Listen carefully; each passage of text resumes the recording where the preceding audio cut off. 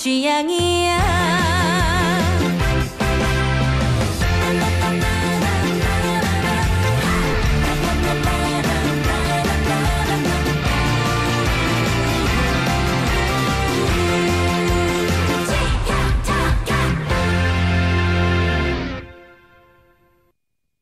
TBS 캠페인. 약사님, 감기 아직 안 나으셨어요? 감기가 안 나아서 다른 병원 가서 새로 처방받아 왔어요.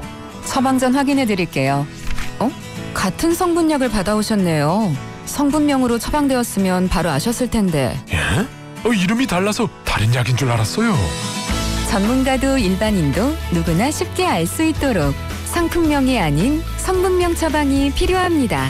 국민의 건강을 지키는 성분명 처방, 약물 오남용을 줄이는 성분명 처방, 건강보험 재정까지 절약하는 성분명 처방. 이 캠페인은 서울시 약사회가 함께합니다. 무슨 고민이 있어? 그게 집이 낡아서 고쳐야 할지 새로 지어야 할지 고민이어서. 혹시 잘하는 업체 없어? 그런 문제라면 무조건 건축사를 먼저 찾아가야지. 안녕하세요. 서울특별시 건축사회 회장 김재록입니다. 건축사는 건축 계획부터 완공까지 건축의 모든 과정을 지휘 감독하는 국가공인 건축 전문가입니다. 가까운 건축사 사무소의 건축사와 상의하세요. 건축의 모든 시작은 건축사입니다. 이 캠페인은 서울특별시 건축사회와 함께합니다.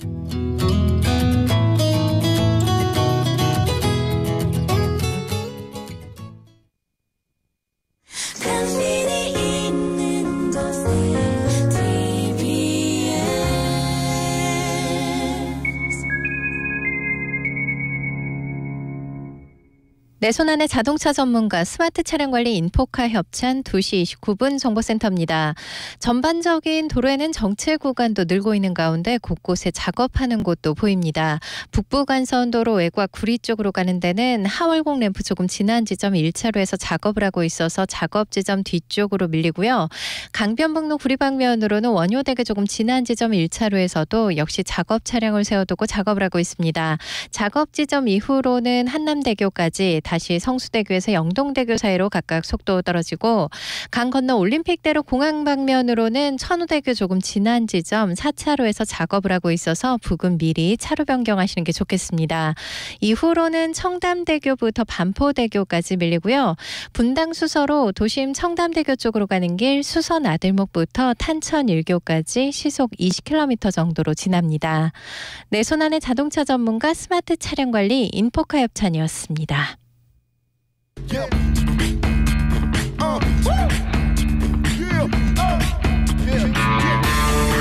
정치가 바로 서야 나라가 바로 선다. 정치권 소식 발빠르게 전달해드립니다. 정치 파발마.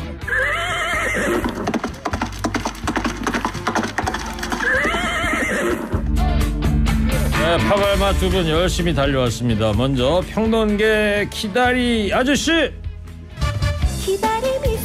미스터 송입니다. 송국건 평론가입니다. 어서 오세요. 안녕하세요. 반갑습니다.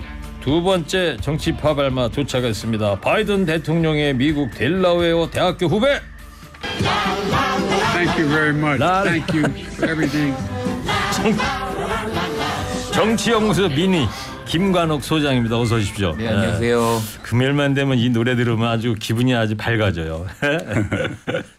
자, 정치 파발마들이신데 어디서 여기까지 뛰어오신 거예요 지금? 예?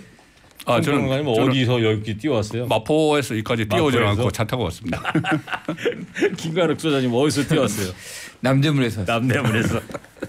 알겠습니다. 자, 청취자 여러분께 오늘 첫 번째 이런 질문을 드릴게요. 윤석열 대통령의 지지율 연일 하락세인데요. 자, 오늘 지지도가 첫 20%대가 나왔다고요? 예, 그렇습니다. 그 한국갤럽이 지난 11일부터 13일까지 전국 만 18세 이상 남녀 1,002명을 대상으로 조사를 한 결과인데요. 네. 자세한 내용은 중앙선거 여론조사 심의위원회 홈페이지를 참조하시면 되는데, 그러니까 올 5개월 만에, 그러니까 올 들어 처음 처음 20%대를 기록을 했습니다. 예. 지난주까지만 해도 30%는 넘긴 넘었었는데. 특거래하고 있었죠. 예. 특거래에서 그런데 31%였는데 4%포인트가 떨어져서 27%포인트. 부정평가는 4%포인트가 올라서 65%포인트. 예. 주로 부정평가 내용이 이 외교 문제입니다. 외교라고 이렇게 가장 부정평가하는 첫 번째 이유가 외교 이게 28%고 또 일본 강제 동원 배상 문제 이게 9%가 있어요. 이 두 개를 합하면은 무려 37%가 외교 문제에 대해서 거의 뭐 낙제점을 준 셈이죠. 예, 이번 도청 논란 건은 반영이 안 된 건가요? 도청 논란 건도 아마 이 외교 안에 들어가지 않았나 싶습니다. 알겠습니다. 자, 여기까지 이제 들었는데 청취자 여러분, 그래서 오늘은요 여러분의 문자를 이 주제로 받도록 하겠습니다. 윤석열 정부 이거 하나는 꼭 시정해야 한다. 청취자 여러분은 뭐라고 생각하시는지 자유롭게 의견을 보내주십시오. 오늘 5분 추첨해서 선물 드리도록 하겠습니다. 자, 박근혜 전 대통령 국정 개입 의혹이 있었을 당시 지지율이 25%였고요. 문 전 대통령 경우에는 최저가 29%라고 그랬는데 지금 꼭 1년 됐어요. 윤 대통령 지지율 이렇게 20%대로 내려왔는데 어떻게 보시는지 김관옥 소장부터 먼저 평가를 좀 들어볼게요. 그러니까 지금 이게 이제 대통령 중심제니까 지지율이 그렇게 중요하진 않지만 중요하죠 여전히. 그런데 의원내각제 같은 경우 20대에 진입하면 이게 내각 불신임이 되는 점수의 때예요. 네. 그러니까 사실 어떻게 보면 이제 집권당 같은 데서 이걸 언제 불신임안을 던지나 뭐 이걸 고려할 정도의 아주 낮은 지지율이고요. 예. 27%라는 거는 아마 윤석열 대통령도 가장 낮을 거예요. 지금 1년 동안에. 그 전반기에 29%까지 제가 간 걸로 알고 올 들어서는 20%대가 하여튼 처음이라는 거고요. 27%라는 거는 뭐 4분의 1 외에는 전체가 사실은 굉장히 지지하지 않는다. 이유가? 뭐 지금 뭐 나온 것처럼 외교의 문제가 이제 큰데 사실은 한일 정상회담 때부터 국민들은 불만이 굉장히 컸죠. 자발적으로 우리가 먼저 알아서 뭐 자체적으로 배상하는 것도 잘못된 건데 그 외에도 가가지고 들고 온 것들이 뭔가 우리가 원하는 것들을 들고 온 게 아니라 다 뭐 후쿠시마 원전 오염수를 뿌린다거나 뭐 독도를 뭐 우리 게 아니라는 얘기 뭐 등등의 기분 나쁜 얘기만 사실은 돌아온 거잖아요. 이런 것이 시작이 됐는데 뭐 저는 이 부분도 반영이 됐을 거라고 봐요. 지금 이 어떻게 보면 도청이라는 것이 우리 김태호 1차장 같은 경우에 악의적 도청은 아니었다. 그런데 도청이 어떻게 악의와 선의가 있나요? 남의 엿듣는 거가 악이 아닌 부분이 있을 수 있나요?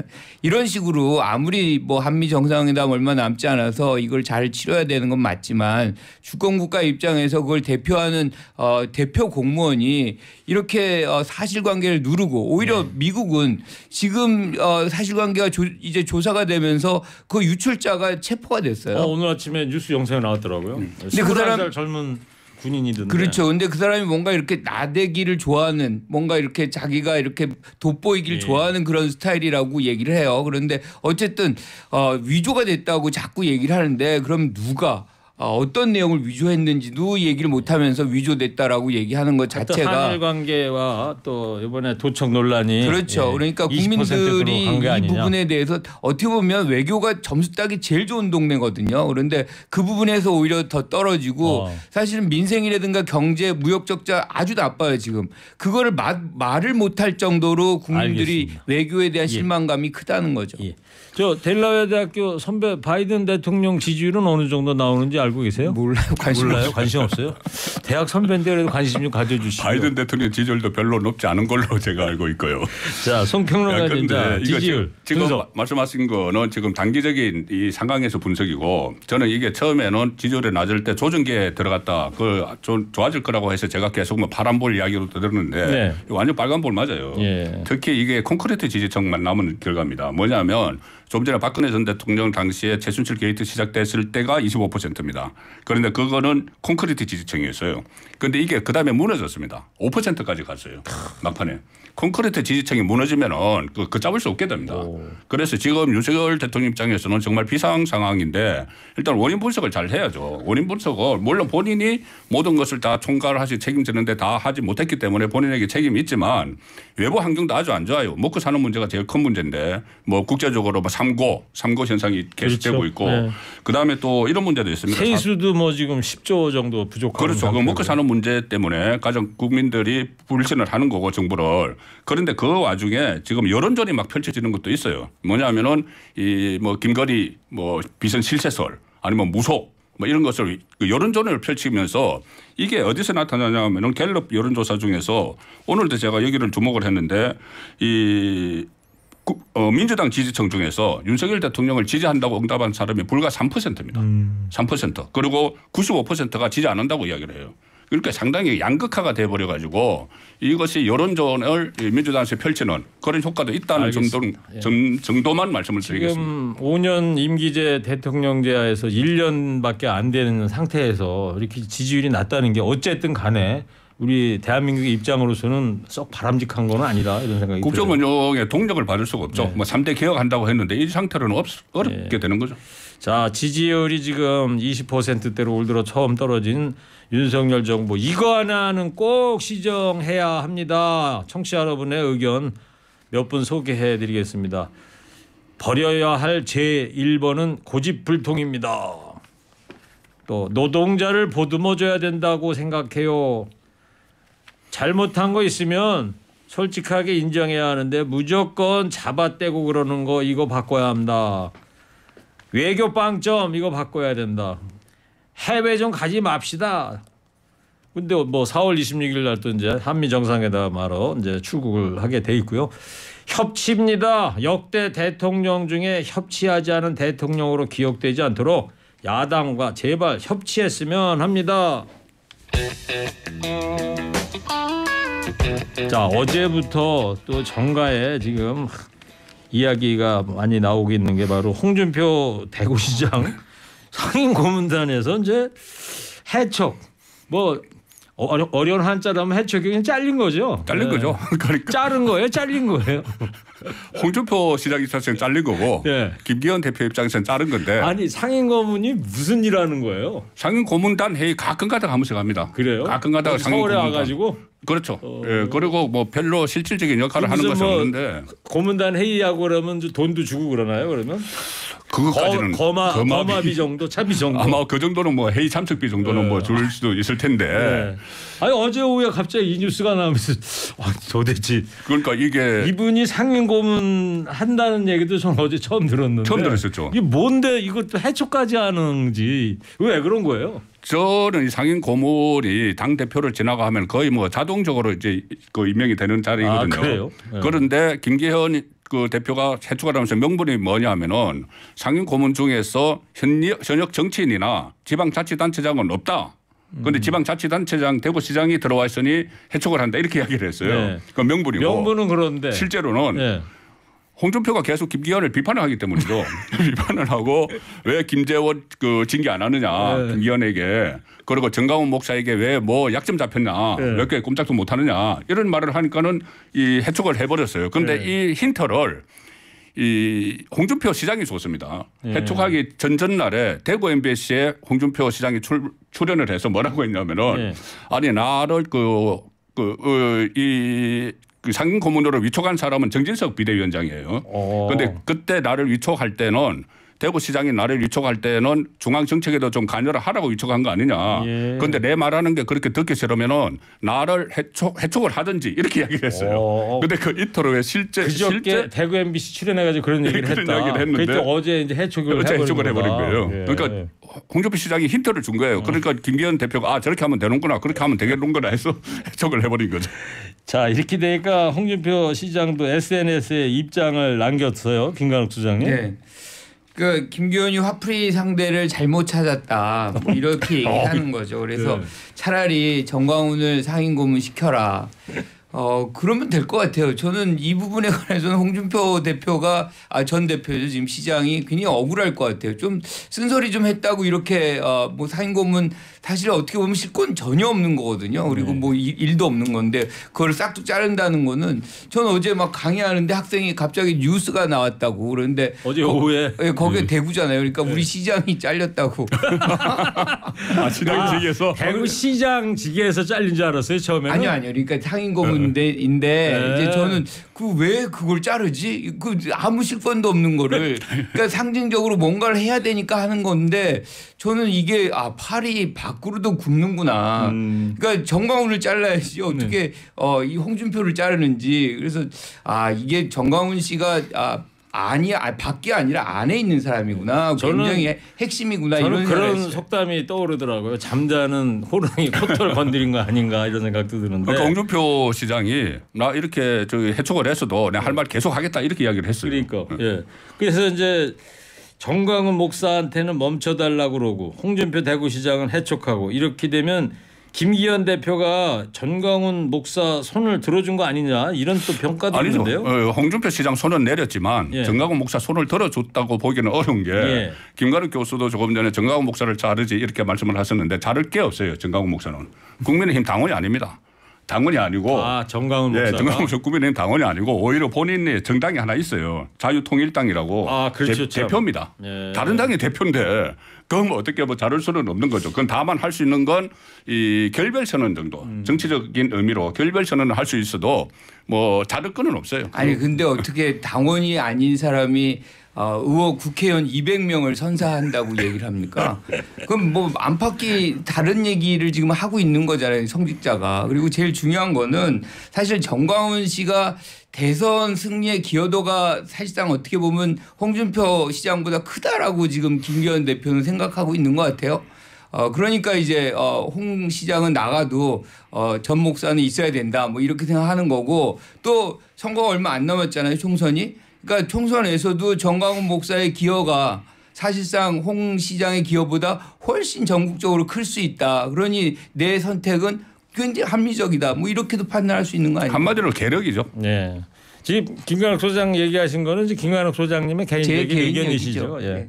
자 그리고 민주당의 이 박홍근 원내대표가 김기현 대표 리더십을 비판했더라고요. 김 소장님? 예. 뭐 박홍근 대표 같은 경우에 이제 당연히 지금 이제 자르는 대상이 잘못됐다고 얘기를 하는 것이고 정광훈 목사에 대해서는 아무 말도 못하고 어떻게 홍 시장에 대해서만 이렇게 얘기할 수 있느냐. 그러니까 뭔가 잘못 짚고 지금 정치를 하고 있다. 뭐 이렇게 비판한 것 같습니다. 근데 송평론가님 이준석 전 대표가 이런 또 얘기를 했어요. 방송에서.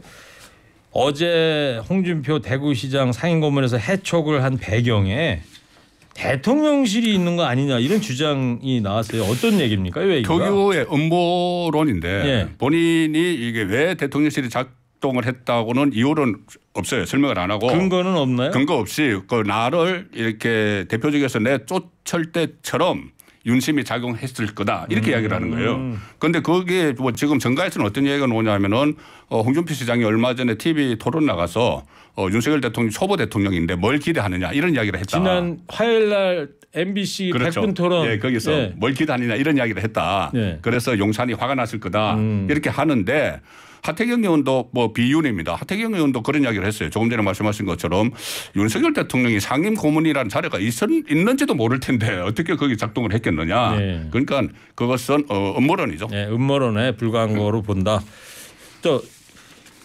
김 소장님 어떻게 보셨어요? 뭐 저도 비슷하게 생각해요. 사실 대통령실이 당대표한테 전화해가지고 이거 해촉해 주십시오. 이거는 어떻게 보면 알려지게 되면 대통령의 당무 개입이 되는 건데 알겠습니다. 이거 정도 갖고서 이거를 뭐 대통령의 어떤 역할이 있었다라고 해석하는 건 좀 과하다. 홍준표 상임고문 해촉에는 대통령실과는 상관이 없는 것 같다. 두 분 그런 얘기 잘 들었고요. 자, 청취자 여러분 문자 더 소개해드리겠습니다. 윤석열 정부 요거 하나만은 시정해야 한다. 여러분의 생각 몇 번 더 소개합니다. 생각과 마음가짐을 바꾸어 주시기 바랍니다. 이랬고요. 아마추어들이 정치를 하는 것 같습니다. 또 천공 또 K와 거리를 둬야 합니다. K가 누군지 저는 모르겠어요. 예. 당정을 분리해야 합니다.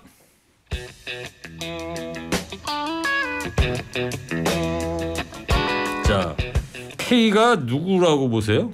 천공과 K와 거리를 둬야 건진 합니다. 목사, 건진 예, 법사 이야기를 하는 거겠죠. 그래요? 예, 지금 천공, 건진이 두 사람 돼서 또 뭐 여러 있지 가지 않아요? 이야기들이 K 있으니까. 이니셜로 돼 있는. 예. 자, 하여튼 여기까지 하고요.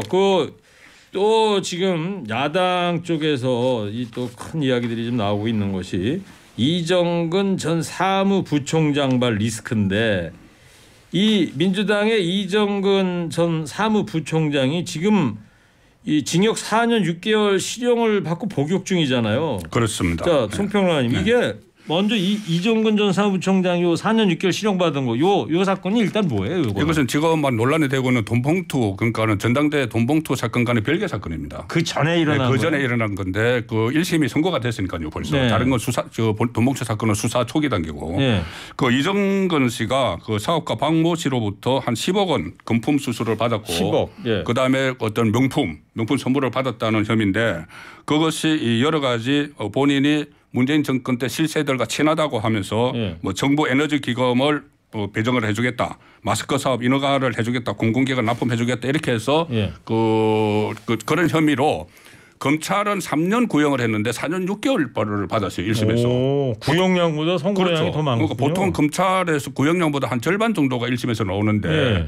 오히려 1.5배가 많게 이렇게 그 법원이 판단을 했거든요. 네, 아주 특이한 경우였죠. 아주 특이한 겁니다. 그래서 법원은 그렇게 판결을 하는 이유가 전혀 뉘우치지 않고 오히려 돈을 준 사람에 대해서 모함을 하고 이런 태도 때문에 더 그 형량을 무겁게 그랬군요. 부과를 한 거죠. 자, 그런데 그런 줄만 알았는데 김관욱 소장님 네.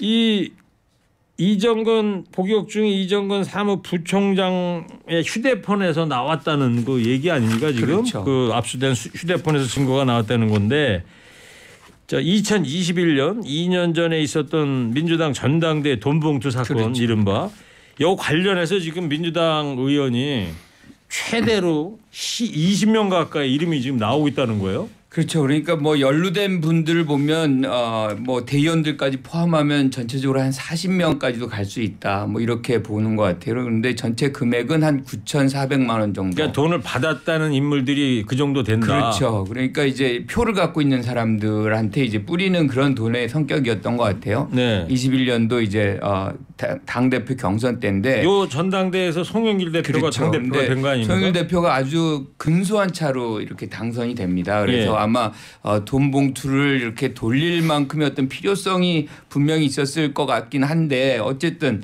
저는 뭐 이 부분에 대해서 만약에 있었다는 것이 사실이라면 이거는 일벌백계 해야 되는 것이고 정당 개혁 차원에서라도 민주당이 스스로 이 부분에 대해서 굉장히 노력을 하는 그런 모습을 보여야만 네. 국민들이 좀 다시 보지 않을까 이렇게 검찰 생각합니다. 수사만 기다릴 게 아니고 그렇죠. 그러니까 먼저 선제적으로 좀 그렇게 해야 됩니다. 밝힐 거 먼저 지금 밝혀봐라. 어떻게 보면 여권 정부 굉장히 사실 비난을 많이 받고 있는 그런 상황에 야당이 새로운 어떤 모습을 보일 수 있는 절호의 어떤 찬스였는데 이때 또 이런 모습이 나온다는 건 국민들에게 굉장히 실망을 그렇죠. 줄 수도 있거든요. 민주당한테는 매우 악재네요. 그럼요. 그래서 이제 이재명 당대표가 굉장히 칼을 좀 들어야 되겠다. 이제 검찰한테 맡길 필요는 없겠다는 것이고요. 또 한 가지가 뭐냐면 이 잘못한 건 이제 잘못한 거지만 시기적으로 보면 참 애매해요. 왜냐하면 이정근 씨가 구속된 지가 꽤 됐거든요.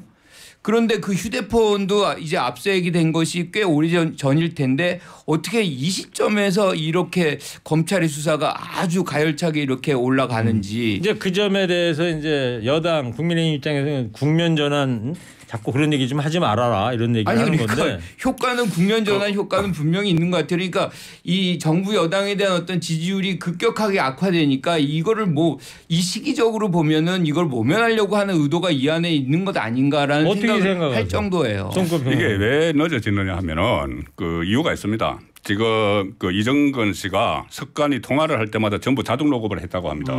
그래서 3만 개의 파일이 습관적으로 3만 개의 파일이 들어있는 거예요. 이 휴대폰에 3만 개가 이 저장이 돼요. 그러니까 아니 휴대전화가 여러 개입니다. 여러 개. 한 대가 여러 개 막 아니고. 저기 감춰놓은 것도 있었고 검찰이 압수한 한 게 여러 휴대폰이. 대인데 거의 3만 개가 들어 있는데 3만 개 안에 지금 보물찾기 하듯이 검찰이 수사를 하고 있어요. 3만 개. 그래서 실제로 나온 게 롱내 6천만 원도 거기서 나온 겁니다. 지난번 압수수색 당했잖아요. 거기서 롱내 그것도 그 체포 동향까지 막 들어갔잖아요. 예. 그것도 이정근의 휴대폰에서 나온 거예요. 그러니까 2만 개를 지금 풀고 있는데 그중에서 기소 당시에 5천 개 정도까지 이제 들었다고 해요. 그러니까 2만 5천 개를 더 듣고 있는 거예요. 검찰에서 2만 5천 개를 현재 또 듣고 있습니다. 그래서 지금 민주당이 어떤 조치를 못 하는 거예요. 네. 대변인단도 지금 한마디도 안 하거든요. 뭔가 또 나올지 모르기 때문에 끝까지 다 나오고 나서 뭐 조치를 취하든지 하겠죠. 아니 송평론가님은 휴대폰 뭐 여러 개 있어요? 전 단 하나입니다. 김 소장님은? 하나죠. 네. 저는 3개 있는데. 그러세요? 먼저 쓰던 거 2개 서랍에 있던 거 포함해서. 예. 그거 포함하면 뭐 한 5개 정도. 그렇군요. 3만 개 파일 중에 5천 개 뒤져가지고 지금 20명 얘기 나왔다니까. 그거 말고 노웅래도 나오고 이하경 의원 것도 나오고 지금 몇 개가 나왔거든요. 그리고 어제 JTBC 뉴스에서 의원들 실명이 등장하는 육성 파일을 공개했다면서요? 저는 못 봤는데 이게 어떤 내용입니까? 저는 더 봤는데 네. 이게 실명은 B 처리했습니다. B 그냥 그 모금 처리를 했고 그런데 이러면 다 저기 이야기를 실제로 해요. 네. 하니까 그것이 검찰은 그 명단을 가지고 있습니다. 그러니까 누구하고 누가 통화를 하는 거예요, 그게? 그러니까 이정근 씨 녹음 파일에 다 들어가 있는데 네. 그 이야기는 그 돈을 전달했던 윤관석 그 의원하고 이정근이 통화하는 내용 또는 그 감사협회장이라는 그 강내구와 와 그 이정근 통화 내용 그 이정근 번호에서 다 나왔기 때문에 전화해서 거기 보면은 뭐 지금 윤관석 의원이 지금 국회의원 해관 돌면서 돈을 돌리고 있다 이런 이야기도 나오고 또 강내구 같은 경우는 간석이 형이 돈을 요구하더라 이런 얘기까지 나와요. 그러니 이거는 어떻게 뭐 이게 야당 탄압 이렇게 이야기하는데 이게 녹음이 조작이 아니라면 야당 탄압일 수가 없는 거죠. 그런데 김관욱 소장님 민주당 해당 의원들 거론되고 있는 해당 의원들은 나하고 전혀 상관없다. 사실 무근이다. 이런 입장이라면서요. 그렇죠. 뭐 사실 무근이고 이게 정치 탄압이다 뭐 이렇게 얘기하는데 저는 그렇게는 안 보여요. 이게 물증이 명백하고 이게 목소리가 그대로 나와 있는 어제 건데. 삐 처리는 했지만서도 실제 이름이 나왔다는 건데. 검찰은 가지고 있죠. 이건 검찰이 명백하게 수사하고 있는 거고 물증이 저는 확보돼 있는 거라고 봐요. 그래서 이 부분에 대해서 아니라고 얘기를 하고 이걸 정치 탄압이라고 하면 실제 정치 탄압하는 부분까지도 사실은 이 국민이 못 믿게 하는 그런 요인으로 작동을 할 수가 있어요. 그래서 저는 이 부분에 관해서는 당이 먼저 사실관계를 좀 규명을 해가지고 이런저런 부분이 있었다는 것을 밝힐 때 국민들이 저게 좀 사실이구나 아니구나 요거를 검찰발하고 좀 구분할 필요가 있겠다 이렇게 봅니다. 저기 송평론가님 혹시 이정근 이 사무부총장이라는 분 이분 도대체 어떤 분인지 좀 알고 계신 게 있어요? 짧게 좀 알고 계시면. 짧게 그 간단하게만 말씀드리면 원래 2014년 그러니까 2014년 총선 때부터 민주당이라고 했지만은 그 전에 2014년에 지방선거 할 때는 원래 국민의힘 그 서초구청장 캠프 거기서 대변인을 했어요. 그 국민의힘 쪽에 전혀 있었어요? 제가 우리 정치자분들께 처음 공개하는 건데. 그래요? 원래 민주당이 아닙니다. 서초구 국민의힘 경선 캠프 대선 캠프 구청장 캠프에 뭔가 또 대변인, 사연이 있는 것 같네요. 네, 대변인을 하면서 그때 그 서초구와 관련된 여러 가지 정보를 가지고 민주당으로 넘어갔다. 알겠습니다. 이것은 팩트입니다. 여기까지만 드릴게요. 시간 관계상. 자, 지지율 20% 진입한 윤석열 정부 이거 하나는 고쳐야 한다. 여러분의 의견입니다. 귀와 마음을 열고 국민의 소리를 잘 들으시고 실천하세요. 또 뒷수습하는데 대통령실을 너무 혹사시키지 맙시다. 자, 두 분도 마지막 한 줄 평 하겠습니다. 자, 야권 게이트 마지막 한 줄 평입니다. 자, 윤석열 정부가 이거 하나 시정해야 된다. 이걸로 하겠습니다. 미스터 송부터 해주세요. 3, 2, 1. 도어 스태핑 출근길 문답 다시 해서 국민과 소통하십시오. 잘했군 잘했어 이건 AI뿐만 아니라 저도 잘했다는 생각이 드네요. 도어 스태핑해서 국민과 소통 좀 했으면 좋겠어요. 자, 이어서 김관욱 소장님 해주세요. 3, 2, 1. 전면적인 인적 쇄신과 야당과 협치를 통해서 세상을 다시 한번 만들어보는 계기를 만드십시오. 잘했군 잘했어 왜 이렇게 힘이 없으세요? 별로 말해주고 싶지 소통하고 않은. 협치해 주세요 이런 얘기네요. 잘안 네, 될 것 알겠습니다. 자 오늘 정치 파발마 지금까지 송국권 평론가 김간옥 소장이었습니다. 두 분 감사합니다. 감사합니다. 예. 자 오늘 문자 참여해 주신 분 5분을 뽑았습니다. 7372 9568 6287 5739 5455 예, 5분께 작은 선물 보내드릴게요. 김건모의 핑계 듣겠습니다.